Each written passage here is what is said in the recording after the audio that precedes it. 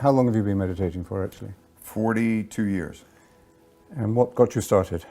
The Beatles. Oh. When the Beatles started meditating, and they drew attention to it, and it was a curiosity, and I thought I would try it, and then it's changed my life. It's the biggest influence in whatever success I've had in life. So can you remember what it was like in the first few weeks or first few months? Yeah, I remember wrestling around with it. I remember that, you go into the mantra. I went into the mantra, then the thoughts would come back, and it would be that back and forth.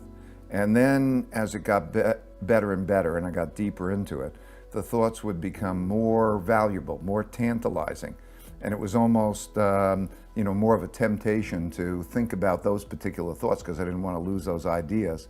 And then I knew that I had to push those away, and it was almost difficult. And then after a while, I remember then disappearing into it, and that was something. And what were the first benefits that you found in the practice as the habit grew, as it became part of your life? Well, the first benefits were that ability to have the quietness, the tranquility, the ability to get energy from it rather than sleep. It would provide me more energy than sleeping. Those kinds of benefits. But then it went on to develop an ongoing equanimity, that centeredness, that ability to go above myself and my circumstances and to look down at them from a higher level with a clarity and an objectivity. And then it started to bring out my subconscious and my creativity, because subsequently I've studied neuroscience. I've been very interested in that.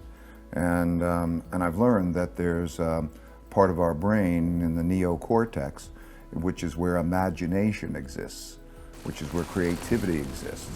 And it opened me to that. I experienced it. I didn't understand what was happening at the time, but it provided those things as time went on.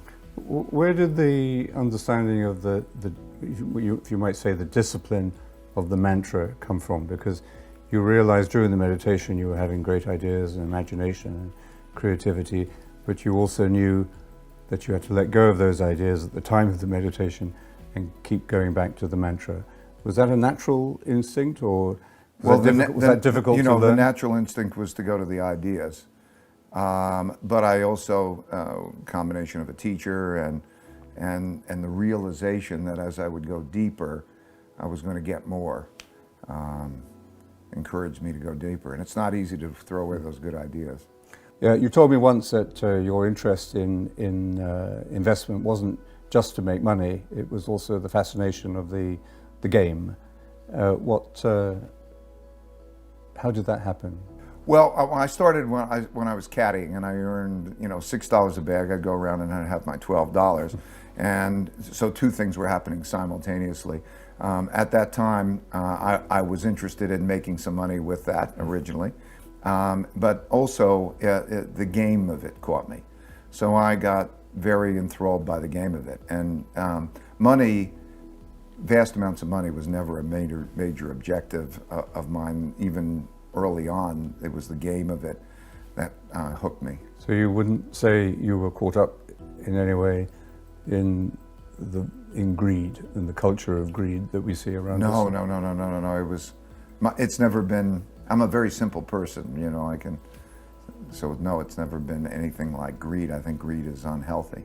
And the meditation, how has the meditation helped you stay, as it were, detached from the money and from all that came with it?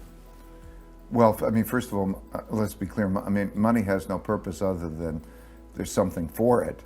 So the question is, what are the things you're going after in life?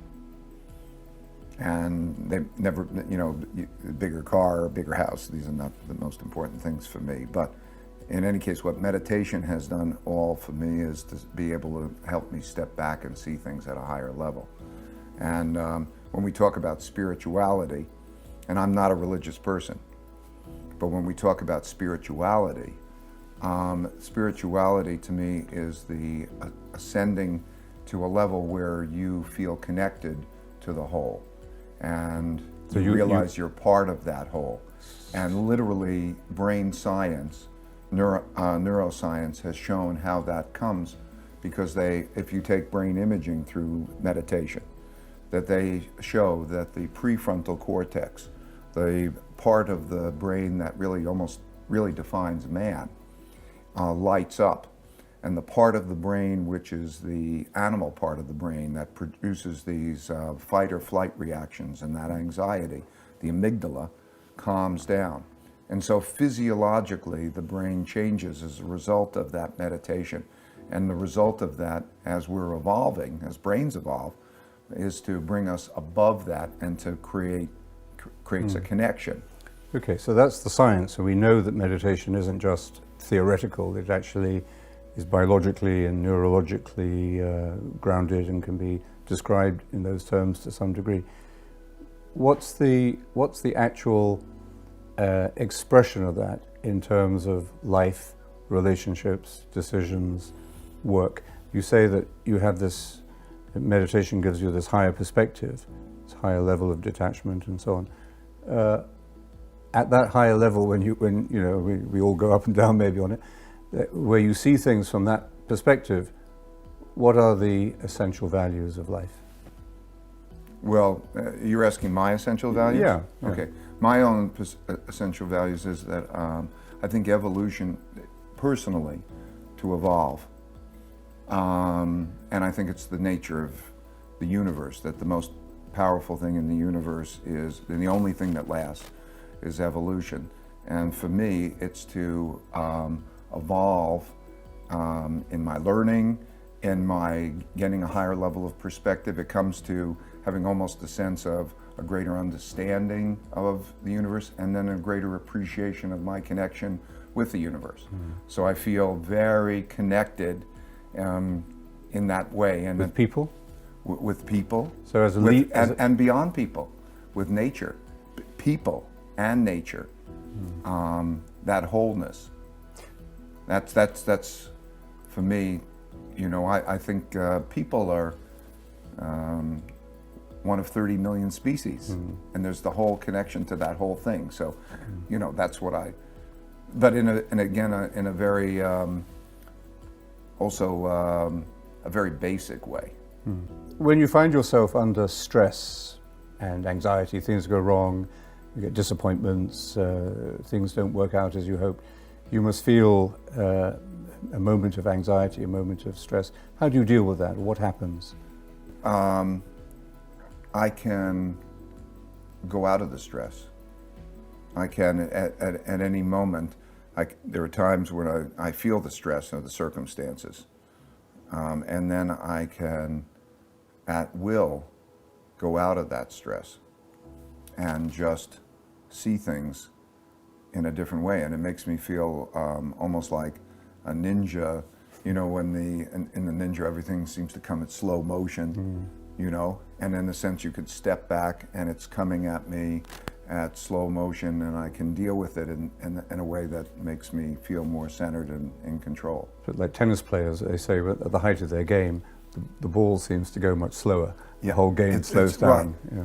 And it's really that equanimity that produces that kind of a reaction, as distinct from when you have the anxiety. There's not the clarity, it's all coming too fast. Okay, so let's just take a scenario. You're in your office and you've made some decisions, and then those decisions are, you have to revisit them because of something has happened, or the markets have changed, or the advice has changed, and then you feel disappointment or stress or anger, irritation about something. Where does the meditation, is it at the same time, or is it later in the day? No. For me, the way it's changed my perspective. Meaning, it's all the way reality works. So, in other words, I don't view it. Bad things are going to happen to me. I just view it as things happen, and so I view reality almost like a machine. in which one thing happens after another, and I accept reality. I think reality's beautiful, even though it's challenging. So when I look at it, it's almost like everything is another one of those. I put it in perspective.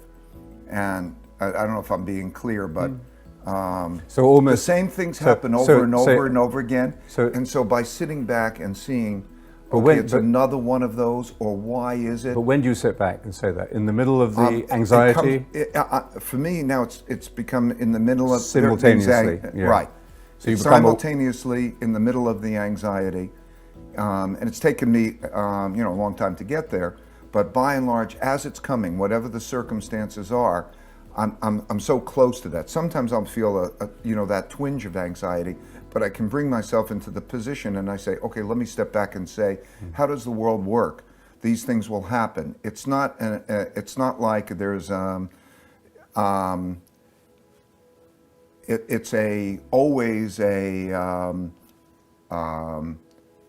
it's just the way reality works. It's an acceptance of reality. And I think it's almost an acceptance of reality works in a beautiful way, and I have to just operate in harmony with that reality. So it's my responsibility to be calm and to operate in harmony with that reality, whatever that reality is. By far the best investment you can make is in yourself. If you invest in yourself, nobody can take it away from you.